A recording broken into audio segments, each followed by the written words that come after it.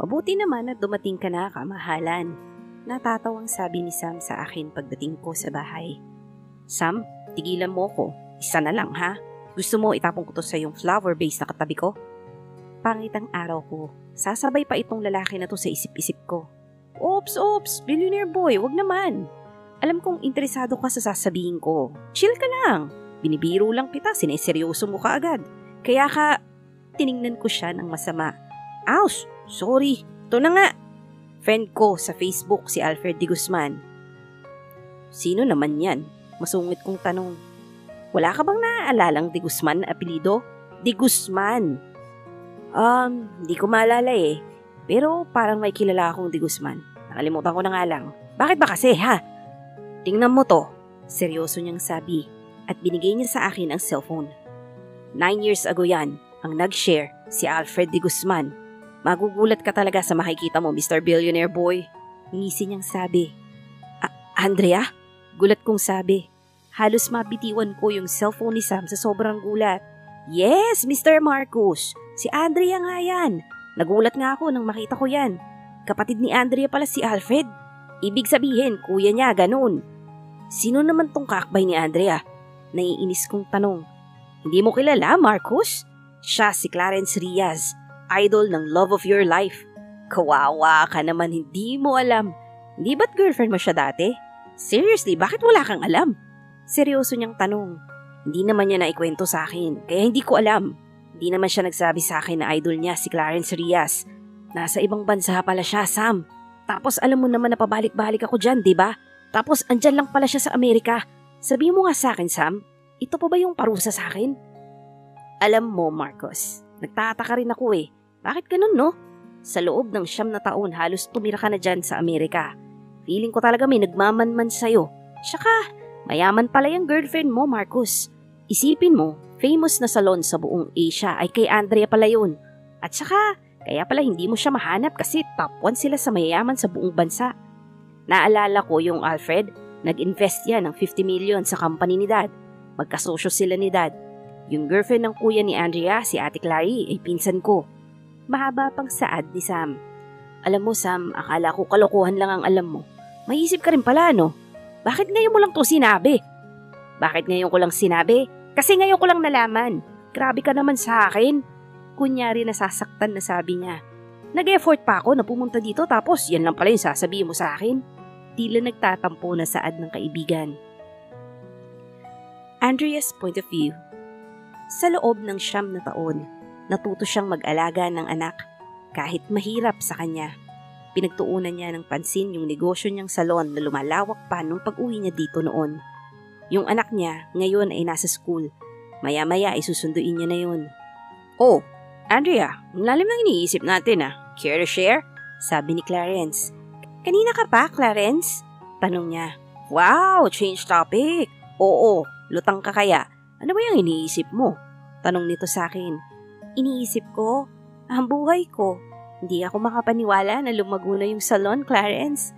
Nga pala, asa yung girlfriend mo? Nakangiti kong sabi. Napahawak siya sa ulo niya.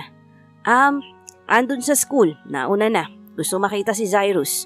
Minsan nga, nagsiselos na ako sa anak mo eh. Hindi na ako pinapansin pag andyan yung anak mo. Nakabusangot na kwento niya. Mahilig kasi talaga sa bata si Annie.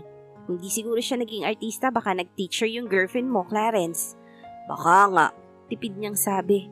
Bakit ka ba nagsiselos sa anak ko? Akala mo naman aagawin ng anak ko yung girlfriend mo. Ayain mo na kasi magpakasal. Pang-aasar ko. Sa March 29, sabay ng 8th anniversary namin. Sa tingin mo, papayag kaya siya? Mahal ka naman niya. Walang dahilan para hindi siya pumayag. Nung naaksidente ka, kung nakita mo lang yung itsura niya, alalang-alala siya sa'yo. Ayaw nga umuwi eh. Gusto nga niya, siya na yung magbantay sa'yo. Pero naawa ako sa kanya, pumayat na siya tsaka walang tulog. Kaya pinauwi ko siya, kasama sina Ate Clary. Kaya wag ka nang magdrama dyan. Tara na nga, sunduin na natin yung anak ko. Nakangiti kong sabi. Andrea de Guzman. Tinawag niya ako sa buo kong pangalan. Pag ganun yung tawag niya sa akin, alam kong seryoso na tong usapan. Kinakabahan tuloy ako. Bakit? Ayaw mo na ba talagang bumalik sa Pilipinas? Ayoko, sabi ko na malamig na boses. Pero hindi habang buhay, matatago mo yung anak mo. Anak nyo ni Marcus. Hanap-hanapin ng anak mo yung ama niya.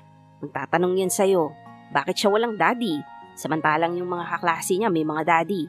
Magalit ka man sa akin pero yun ang totoo. Mahaba niyang paliwanag sa akin. Hindi na ako babalik doon. Sinabi niya naman na alisin ko yung anak ko. Sa tingin mo, sasaya ako, ha, Clarence? Alam kong alam mo yung pinagdaanan ko. Pero please naman, hindi mo alam yung sakit na nararamdaman ko. Kaya wag na muna natin yung pag-usapan. Naiiyak niyang saad. Try to forgive and forget, Andrea. Hindi habang buhay kailangan mong magtago. Baka may rason siya kaya siguro nasabi niya yun. I'm sorry kung na-open up ko yung pilit mong kinakalimutan na nakaraan mo. Pasensya na. Nasa mo na yung luha mo. Alam mo naman pag umiiyak ka, nasasaktan din ako. Hindi man tayo magkapamilya, pero para sa akin parang kapatid na kita. Tumangulang ako at pinunasan ko yung luha ko. Hindi ko alam kung bakit hanggang ngayon masakit pa rin para sa akin. Siguro dahil masakit sa akin kasi anak namin yung dalawa. Tapos gusto niya na mawala. Kaya yung galit sa puso ko andito pa rin. Sinubukan ko magkaroon ng boyfriend pero wala eh. Wala akong magustuhan sa kanila. So ting nakikita ko ang anak ko, nakikita ko si Marcus sa kanya. Wala akong pake kung kamukha niya yung anak namin. Basta hindi ko kakayanin pag nawala si Zaire sa akin. Mahal na mahal ko yung anak ko. Mabuti nga at hindi maarte yung anak ko. Lahat ng bagay na appreciate niya. Ang sweet at ang bait pa. Andrea, sorry ulit. Sabi nito sa akin. Okay na ako. Salamat at naiintindihan mo ko. Di ko na malaya, nandito na pala tayo sa school. Clarence, tingnan mo si Annie at Cyrus. Ang saya nilang dalawa. Tara na, puntahan natin sila. Annie, magpahinga ka muna. Galing ka sa pictorial mo, hindi ka ba napagod? Ha, no. Basta nakita ko tong anak mo, nawawala yung stress ko. Masigla niyang sabi. Mommy, I miss you. Hello, Ninong. Hello, baby Cyrus. Sabi kong bati. Ang sweet talaga nitong anak ko. Mommy loves you so much. Alika dito, upo ka muna. Bisa natin yung damit mo. Basa na yung likod mo. Pati si Tita Annie mo, pinapatakbo mo, anak. Pagod si Tita ganda mo. Ano ka ba naman, Andrea? Ayos lang. Masaya ako, promise. Sabi ni Annie sa akin. Tingnan mo yung boyfriend mo, nagsiselos na yan sa anak ko. Nakabusangot yung mukha, oh. Nguso ko. Huwag kang mag-alala. Lalambingin ko na lang yan. Mahina niyang sabi. Bibigay din yan. Mommy, bakit sad si Ninong? Puntahan ko siya, ha? Okay, baby. Puntahan mo na. Naglakad na siya at tumakbo papunta kay Clarence. Ninong, bakit po kayo sad? May problema po kayo? Nag-away po ba kayo ni Tita Ganda? Rinig kong tanong ng anak ko sa ninong niya. Wala, baby Cyrus. Ayos lang si Ninong. Hindi po kayo ayos eh. Rinig kong sabi ni Mommy, nagsiselos po kayo sa akin. Huwag po kayo mag-alala. Hindi ko na po kukulitin si Tita Ganda para po hindi na po kayo sad. Mahabang sabi niya sa ninong niya. Hindi kami nag-away ni Tita Ganda mo, baby. Pagod lang si Ninong sa work kanina. Okay? Huwag mong isipin yung sinabi ng mami mo, ha? Opo, Ninong. Tara po, punta na tayo kanila, Mami. Kaloka yung anak mo, Andrea. Ang sweet at ang bait. Hindi katulad sa ama niya. Oops, sorry, nadulas lang. Mall tayo, Andrea? Aya na sabi ni Annie. Sige. Baby, punta tayo ng mall. Huwag kang malikot, okay? Yes, Mommy! Masaya na saad ng anak ko. Good, sabi ko na lang. Mommy, punta tayo doon. Ang ganda, di ba, Ninyong? Sabi ng anak ko. Oo, baby Cyrus. Maganda doon. Gusto mo sasakay tayo doon? Sabi ko sa kanya. Talaga po? Yung mata ng anak ko parang nagtwinkle. Kumikislap kumbaga sa kasiyahan. Pero Ninong, maganda sana kung si Daddy kasama ko dyan sasakay. Katulad nila, kasama nila yung daddy nila. Pero wala po siya. Tell me po, Mami, ayaw niya ba sa akin? Kasi hindi ko pa siya nakikita eh. Umiiyak na sabi ng anak ko. Nakikita ko yung inggit sa mata ng anak ko. Yung lungkot na ngayon ko lang nakita. Diyos ko, nahihirapan din pala yung anak ko. Anak, may ginagawa kasi si daddy mo sa malayo. Kaya wala sa atin. Kaya hindi mo siya kasama. Hindi. Sabi ng kaklase ko wala akong daddy. Kaya niya daw tayo iniwan kasi ayaw niya sa akin. Di ba, Mami? Tama po ako, di ba? Di ba, Mami? Iyak na sabi niya. Baby Cyrus, pwede naman akong maging daddy. Pero hindi kita daddy! Ninong po kita eh! Ninong! Iba po yung daddy ko po. Anak, di ba masama yung manigaw ng mas matanda sa'yo? Saway ko sa kanya. Oo nga, Cyrus. Pwede naman si ninong mo ang pansamantalang daddy mo. Pag andyan na ang daddy mo, tsaka na siya magiging ninong mo. Okay ba yun sa'yo? Sabi ni Annie sa anak ko. Hindi po okay sa akin. Kasi ninong ko po siya. Hindi siya yung daddy ko. Hindi ako sasakay dyan. Kung gusto ko kasama ko si daddy. Umiiyak na umiiling nitong sabi. Tumakbo siya na umiiyak. Anak, bumalik ka dito. Please, Cyrus! Sigaw ko. Andrea, uminahon ka. Wika ni Clarence at Annie. Asan na yung anak ko, Annie? Umiiyak kong sabi. Patawarin mo ko, Andrea. Kung hindi kita inaya pumunta ng mall, hindi sana itong mangyayari. Saad pa ni Annie. Doon na lang kayo. Maghahanap ako dito sa kabila. Tawagan niyo ako pag nahanap niyo na siya, ha? Umiiyak na sabi ko. Oh, Andrea, tawagan ka namin agad. Ingat ka. Sabi nila sa akin. Kayo din. Sige, dito na ako. Gabayan niyo po yung anak ko kung nasan man siya pumunta. Excuse me? Did you see a boy with a black collared shirt with a black Spider-Man design? Sabi ko sa foreigner na lalaki. I'm sorry, but I didn't see him. Sabi nito. Okay, mga 20 katao na yata yung natanungan ko. Kaso palaging sagot nila, I'm sorry, I didn't see that child. Saan ka na ba anak? Marcus' point of view. 5 araw na ako dito sa Amerika.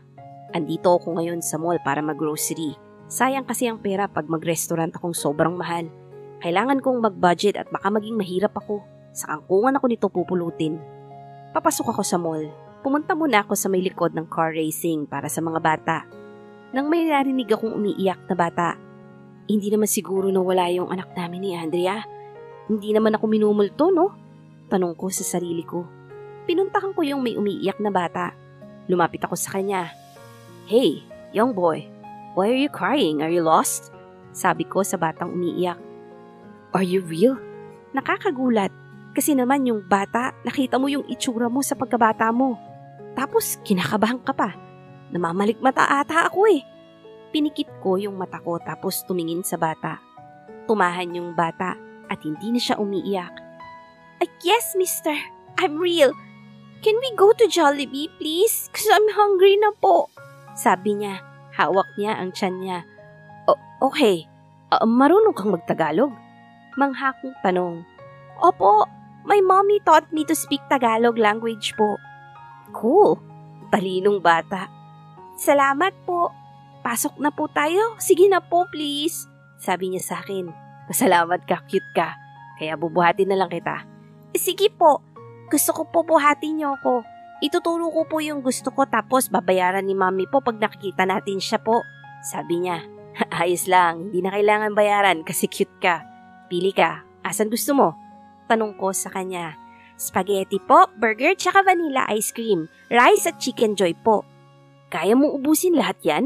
Seryoso ba tong batang to? Ang dami ng kakainin nito.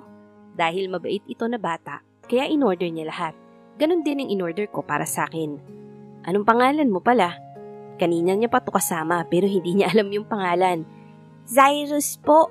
Kayo po. Tanong naman niya sa akin. Marcus. Tito Marcus na lang tawag mo sa akin. Okay po, Tito Marcus. Sabi niya sa akin. Nga pala, Cyrus, bakit ka nasa car racing kanina?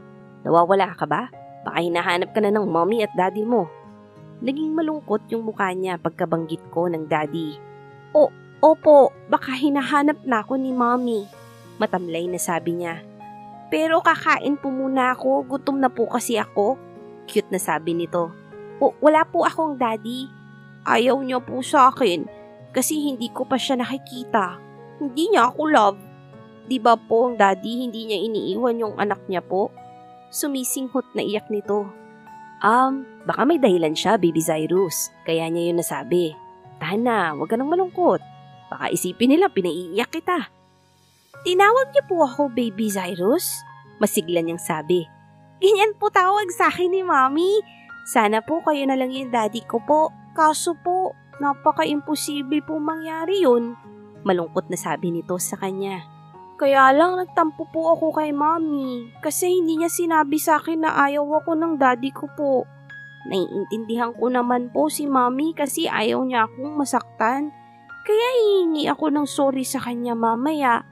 Love ko po kasi si Mami. Super love ko siya. Excuse me, sir, sabi nung lalaki na may dala ng pagkain namin. Here's your orders, sir.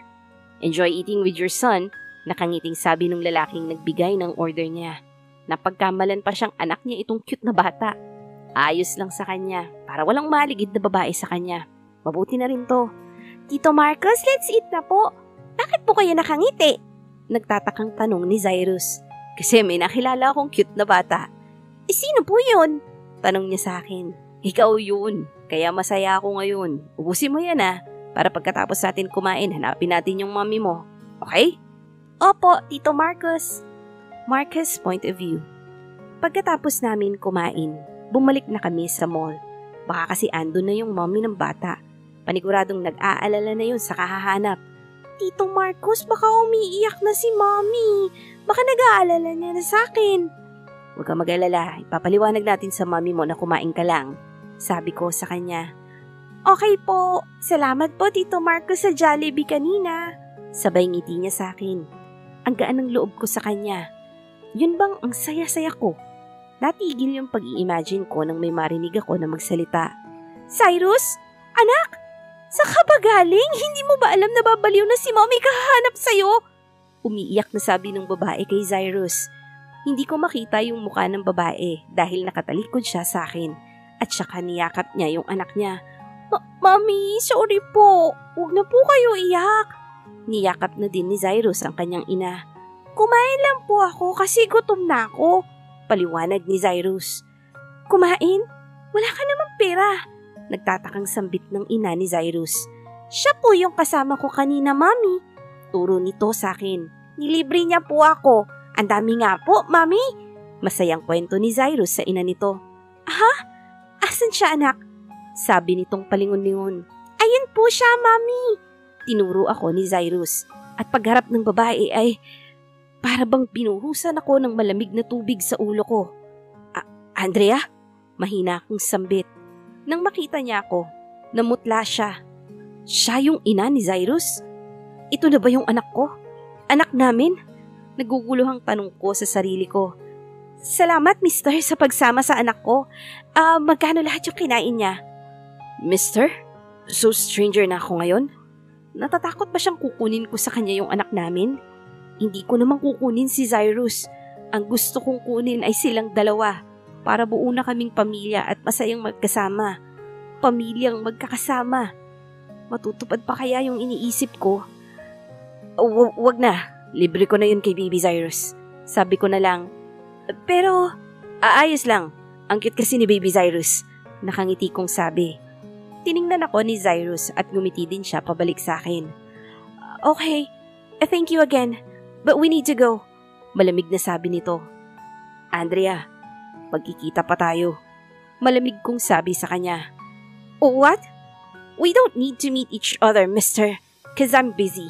Excuse us. Let's go, anak. Tawag niya kay Cyrus. Bye, Tito Marcos.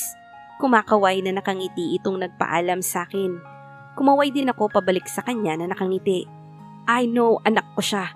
Kaya pala ang gaan ng pakiramdam ko kapag kausap ko si Cyrus. Totoo palang binuhay niya yung anak namin. Kailangan kong bumawi sa anak ko. Nag-asawa na kaya siya? Kasalanan ko naman kasi kung may asawa na siya. Kung naniwala lang ako, hindi sana umabot pa sa ganito. Pero wala Kahit sisihin ko pa si Amy, kasalanan ko din. Hindi ako nagtiwala sa kanya. Naalala ko pa yung mukha niya dati na umiiyak sa kalokohan ko. Andrea's point of view. Ito na yung kinatatakutan ko Sa almost 10 years kong paglayo. Bakit kailangan ko pang makita ko siya ulit? Naka-move on na ako, pero bakit kailangan ko pa siyang makita ulit? Akala ko nakalimutan ko na. Hindi pa rin pala. Mapakla kong natawa sa isip ko. Kailangan kong itago si Cyrus. Mahirap na baka kunin ni Marcos yung anak ko. Naiisip ko palang na mawawalay siya sa akin. Parang unti-unti akong nasasaktan. Mami, ayos ka lang po ba? Bakit po umiiyak kayo? Malungkot na tanong ng anak ko. Anak, kasi masaya si Mommy. Tears of joy lang to. Huwag mo nang isipin si Mommy, okay? Tears of joy? Of what, Mommy? Taka nitong sabi sa akin. Ito talagang batang to. 9 years old ba talaga to? Tears of joy dahil nahanap din kita. Anak, yung kanina pala, di ba masamang magtaas ng boses sa matatanda? Huwag mo nang uulitin yun ha. Masama yun. Nag-alala sila tita ganda at ninong mo. Sabi ko sa kanya, ayaw ni moming maging masama ka. Gusto niya si baby Cyrus ay palaging mabait at pogi. Sabi kong nakangiti. Opo, Mommy. Sorry po. Hingi po akong sorry kay ninong at tita ganda. Basta pangako mo yan sa akin ha. Pag di mo yan tinupad, magtatampo si Mommy. Hindi magtatampo si Mommy kasi gagawin ni Cyrus yung pangako niya. Kaya huwag ka na sad, Mommy ha. Malambing na wika nito sa akin. Halika nga dito anak, payakap si Mommy. Lumapit siya sa akin at niyakap ko siya ng mahigpit. Ay babe, ang sweet naman. Pasali kami, group hug. Sabi ni Annie na nakangiti. Napatingin kami ng anak ko. Andito na pala sila Clarence at Annie. Andrea, kanina pa kayo? Tanong ni Annie. Ngayon lang din. Pasensya na sa inyo ha. Nalit ko na sabi na nahanap ko na si Cyrus. Pati yung date nyo nasira tuloy. Paumanhin kong sabi. Sus, ano ka ba, Andrea? Hindi na kayo iba sa amin. Parang pamilya na tayo. Tsaka palagi naman kami magkasama ni Clarence. Right, babe? Oo nga, Andrea. Ayos lang yun. Sambit ni Clarence sa akin. Napalingon kami sa anak ko. Bakit, baby Cyrus? Sabay-sabay naming tatlong sabi. Kaya natawa kami. Ninong at tita ganda. Sorry po kanina kasi napagtaasan ko po kayo ng boses. Hindi ko po sinasadya. Gusto ko lang kasi makita si Daddy at makasama. Umiiyak na paliwanag niya. Pagkabigkas ng Daddy, napalingon sa akin si Annie at Clarence ng malungkot. Kumirot yung puso kong makita yung anak kong sabik na makasama yung ama niya. Ayos lang yung kanina. Basta wag mo lang uulitin yun. Kasi malayo pa yung daddy mo kaya hindi kayo nagkikita. Kasi nag-work siya para may makain kayo ng mommy mo. Paliwanag nito sa anak ko. But, tita ganda, mommy has a salon. Why do daddy need to work? We have many money. Isn't it enough for daddy to come home? Malungkot nitong sabi. Pagtingin ko kay Annie ay natulala pati si Clarence. Nakalimutan ata ni Annie na matalino itong bata. Just wait, Cyrus. I know your daddy and you will finally meet each other. But now, you need to understand the situation. Okay, baby? Malambing na pahayag nito. Situation of what, tita ganda? Tanong nito kay Annie. Ay naku, baby Cyrus. Nangangapa na ako ng sagot sa'yo. Matalino ka pa sa akin eh. Sabay na pailing. Natawa tuloy yung nobyo nito sa kanya. Oo nga, Cyrus. Bawal yun. Huwag mong uulitin yung kanina ha. Opo, tito ganda. At ninong sorry po ulit. Malungkot na saad ni Cyrus. Naaawa naman ako na nakatitig sa anak ko. Nahihirapan ako kung paano ko ipapaliwanag sa kanya na ang kasama niya kanina ay ang daddy niya talaga. At dito na po nagtatapos ang kabanata ng ating kwento. Maraming salamat po.